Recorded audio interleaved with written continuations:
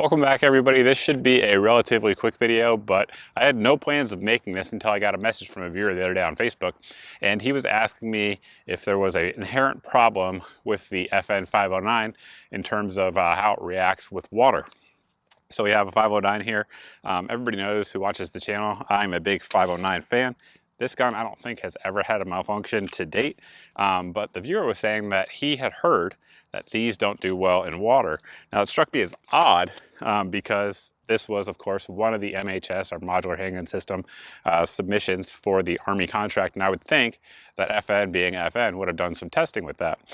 So I looked around and actually saw some reports that there were issues with water, so I have some water and we're going to test it. And then we also have a Glock 17 Gen 5. This one here is, of course, the 17, not the 19X or the 45. The reason I didn't go with the 19X, even though that was the MHS submitted version, is because Glock actually includes the maritime spring cups, which are specifically designed to function in wet environments. So I wanted to use a normal, quote-unquote, Glock. Ammo in both of these is going to be 115 grain.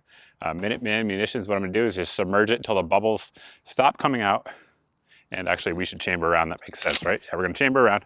And I'm going to submerge it until the bubbles stop coming out. I'm going to let the barrel drain out so that way we don't have any out of battery discharges, at least we hope not to. And we'll see if it works.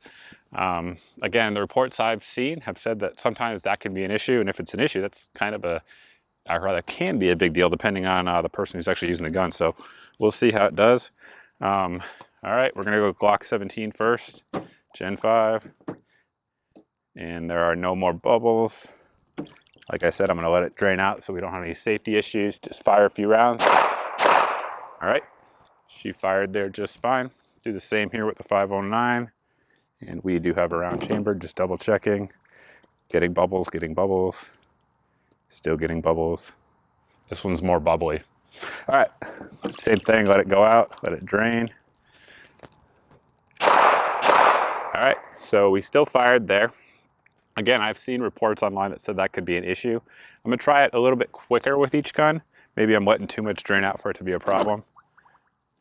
And put that one in there. All right, no bubbles. All right, good to go there. FN509. Maybe it's not an issue. That would be a good thing, right? That's the best case example here. 509 definitely has more bubbles. That is a super scientific data point for you there. All right. All right, so we did. We had a dead trigger. I don't know if it went home or not. Let me lock it back and see what's going on with that round. So the primer was not struck at all. So the striker did not go forward when the trigger was pulled. All right, let's try it again.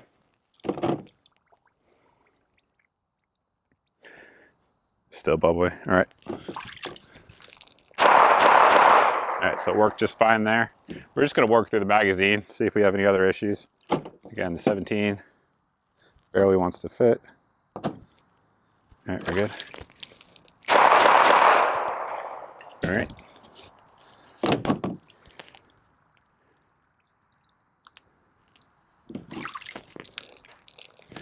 All right, once again, dead trigger.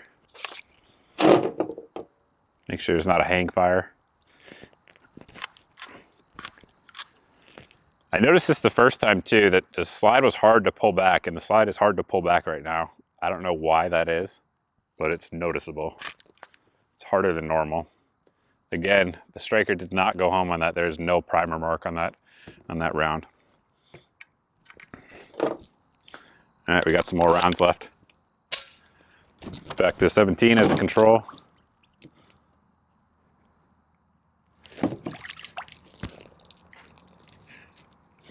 Same thing there. Dead trigger.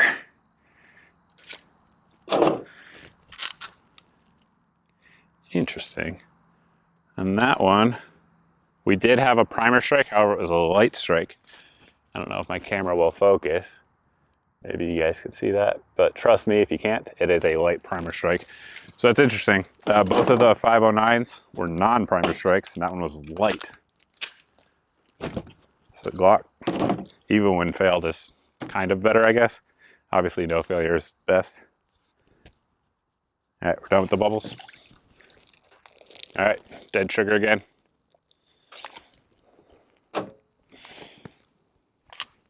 Again, that slide is some kind of locked up when that happens. Again, no primer strike at all. Redneck science, guys. If they taught this in schools, kids would pay way more attention. All right, 17. All right, 509 again. Very bubbly still. All right, dead trigger again. Just trying to wait, make sure, in case we have a hang flare.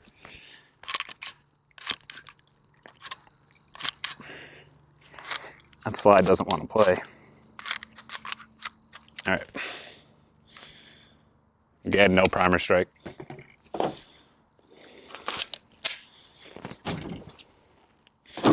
$17, being bubbly.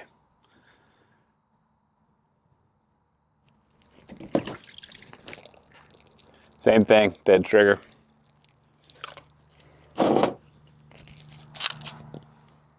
And again, we had a primer strike, just a light one. So for those that don't know what's happening there, get my camera to focus. For those that don't know what's happening, basically what's happening is there's water getting in the striker channel of both pistols. And that water, it takes more force for the striker to go through that than it does air, right? So the spring's not quite strong enough to push into the primer hard enough on the Glock. And on the FN, it seems that it's not hard enough to push in at all, which is interesting. But we got more rounds to go. We're gonna keep going.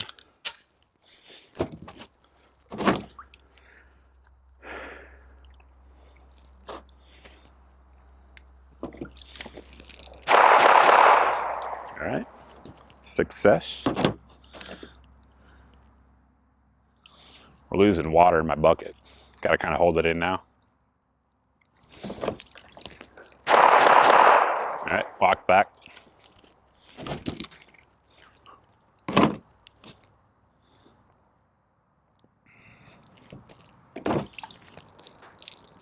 All right, dead trigger again.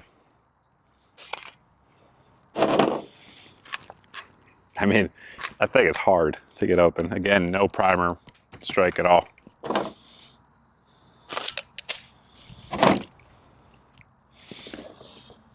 I kind of tip it to get it fully submerged at this point. Did a good job of making some mud out there. All right, good.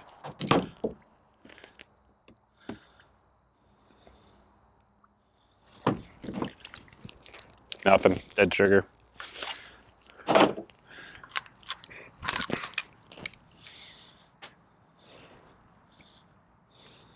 No primer strike. Last one.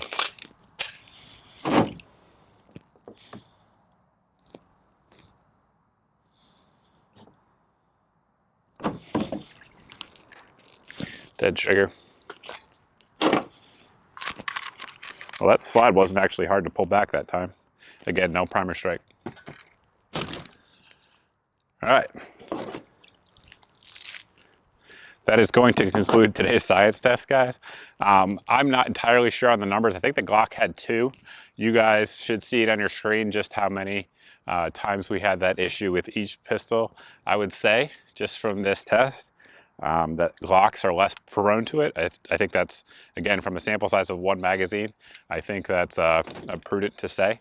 Definitely seems to be an issue with FNs. Other folks have, again, said this, or reported this as well. So just, I suppose, what does it mean to you guys, right? If you're looking for a pistol, again, this gun never had a malfunction until right now in any conditions. So I would say probably under normal use, it's a very reliable gun. If you're operating in a maritime environment, it's something to consider. And honestly, the thing that probably alarmed me more than anything, because I fully get why you could have a dead trigger. As you guys saw on the first time when I let it fully drain out, there was not an issue there. But if you have to make a quick shot, like let's say, actually right around me, you guys can't see it from your camera angle, but on both sides of this dirt road, there's about a foot of water in the drains, the runoffs rather, I should say. And you know, let's say you're a, I don't know, wildlife game officer out here, because they do walk around out here sometimes, and you tripped and fell, or somebody knocked you into one of those and your pistol was submerged and you had to make a quick shot. It's a possibility. Like, look at like the Border Patrol guys that work on the Rio Grande, or, you know, like the Coast Guard or any of those folks out there. There's a lot of maritime law enforcement agencies as well. So if you're in one of those, it might be something to consider. And again, probably the more disturbing thing about the striker not going home is that it didn't lock the slide up, but it took significantly more effort to run it. And somebody who's used to doing it under normal conditions, when they need to actually do immediate action and get the gun back into use, might have an issue doing it. So I don't have a dog in the fight. FN doesn't send me guns. Glock doesn't send me guns. I like both guns. But that's the data. You guys can choose to do with it what you will. Definitely let me know what you think, because again, you guys kind of got my thoughts on it there. If you guys think one of them's hot garbage and one of them's great, let me know. If you think they're both hot garbage, that's great. And you guys are probably 1911 fans if you actually fall in that latter category. But as always, guys, thanks for watching. Thanks for subscribing. I truly appreciate it. If you guys have a question that you need a response for, the best place to get me is over at my Facebook page. I do respond to all the messages I get over there. Sometimes it takes me a few days, but I get to them. And if you're not subscribed and you like this kind of redneck science, we do redneck science probably about once a month here on the channel. If you like that, definitely hit that subscribe button. If you're subscribed and you're not seeing all my videos that come up, I put up 3 videos a week pretty much every week without fail. If you guys aren't seeing all 3, definitely hit that notification button. You can also sign up for my email. I send out a weekly email with all the videos from that week, as well as some good deals that I find along the way for you guys to take advantage of. So one of those 2 things, do that. If you're not subscribed and you're not even going to subscribe, still cool. I appreciate it. Thanks for watching. I look forward to seeing all of you in the next video.